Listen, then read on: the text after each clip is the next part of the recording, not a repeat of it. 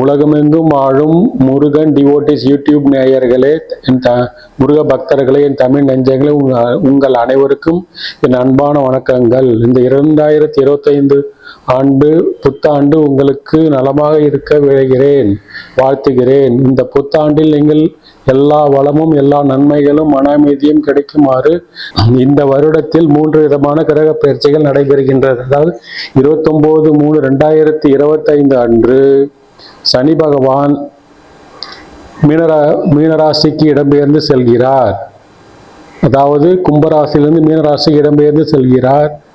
கேது பகவான் 18/5/2025 அன்று கன்னிராசியிலிருந்து சிம்மராசிக்கு இடம்பெறுகிறார். அதே நாளில் ராகு பகவான் மீனராசியிலிருந்து கும்பராசிக்கு செல்கிறார். 14/5/2025 அன்று குரு பகவான் மிதுன ராசிக்கு செல்கிறார். அதாவது ரிஷபராசியிலிருந்து மிதுன ராசிக்கு இடம்பெறுகிறார். இந்த 3 கிரக பயிற்சியினால் ஒவ்வொருவரின் வாழ்க்கையிலும் தாக்கம் ஏற்படும். அந்த தாக்கங்களை பற்றி இந்த காணொளியில் நாம் காண்போம்.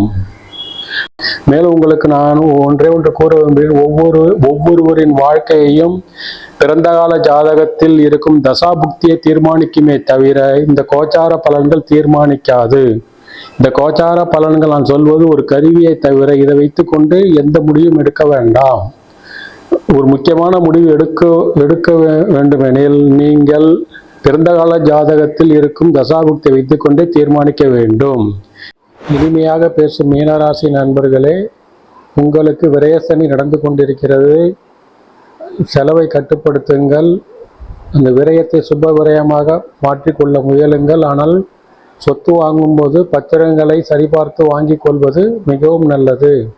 3ஆம் இடத்தில் இருக்கும் குரு சில வழிகளில் உங்களுக்கு உதவி பண்ணி கொண்டிருக்கிறார். அவர் 9ஆம் இடத்தை பார்க்கிறார். அதனால் வீட்டில் கொஞ்சம் மன அமைதி நிலவும். எடுத்த காரியங்கள் சில சமயம் நிறைவேறும்.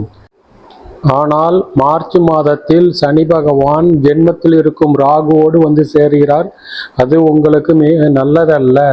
உங்கள் உடம்பை ஒரு முறை பரிசோதித்துக் கொள்வது மிகவும் நல்லது. வண்டி வாகனம் ஓட்டும் போது எச்சரிக்கையாக இருப்பது நல்லது. வேலை செய்யும் போது கவனமாக இருப்பது மிகவும் நல்லது. மேலும் கணவன் மனைவி விட்டு கொடுத்து போவது நல்லது. கணவன் மனைவியின் உடல்நலத்திலும் மனைவி கணவனின் உடல்நலத்திலும் அக்கறை கொள்வது நல்லது. மே மாதத்தில் 4ஆம் இடத்திற்கு குரு வருகிறார். 4ஆம் இடத்திலிருந்து 10ஆம் இடத்தை பார்ப்பார். 10ஆம் இடத்தை பார்ப்பதனால் தொழில் நன்றாக இருக்கும், வருமானம் வரும். ஆனால் முதலீடு செய்தால் முதலீடு தேவையா, செய்ய வேண்டுமா என்பதை பலமுறை யோசித்து செய்யுங்கள். கடன் வாங்கும் போது தனியாரிடம் கடன் வாங்க வேண்டாம், வங்கிகளில் கடன் வாங்கி கொள்ளுங்கள். மேலும் குரு பகவான் ராகுவை பார்ப்பதினால், அதுவும் அவர் 12இல் இருப்பதால் சில பேருக்கு வெளிநாடு செல்லும் யோகம் வரும். அப்படி வெளிநாடு செல்லும் யோகம் வந்தால் கண்டிப்பாக வெளிநாடு செல்லுங்கள். ஏனென்றால் வேண்டாம் என்று மற்றவர்கள் தடுப்பார்கள். நீங்கள் வெளிநாடு சென்றால் பல